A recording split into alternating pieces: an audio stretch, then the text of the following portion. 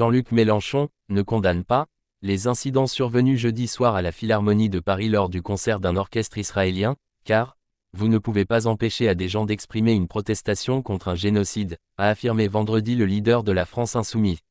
Ça a été un peu tendu.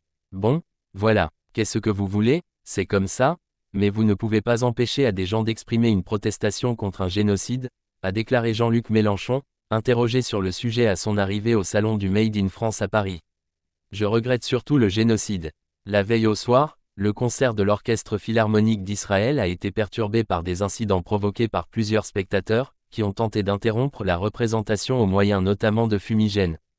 4 personnes ont été placées en garde à vue après les incidents, dont 3 pour participation à un groupement en vue de commettre des violences ou dégradations et 1 pour organisation d'une manifestation non déclarée. On peut regretter ces incidents, NDLR.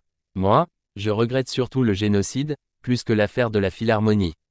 Mais voilà, c'est comme ça, il y a des conséquences à des actes sur le plan international, a ajouté Jean-Luc Mélenchon, en référence à la guerre qui a fait plus de 68 500 morts à Gaza depuis le 7 octobre 2023, jour de l'attaque du Hamas qui a tué plus de 1200 personnes en Israël. La venue de l'orchestre israélien à Paris était contestée ces derniers jours, des militants pro-palestiniens avaient demandé l'annulation du concert, tandis que la CGT Spectacle réclamait que la Philharmonie rappelle à son public les accusations gravissimes qui pèsent contre les dirigeants d'Israël.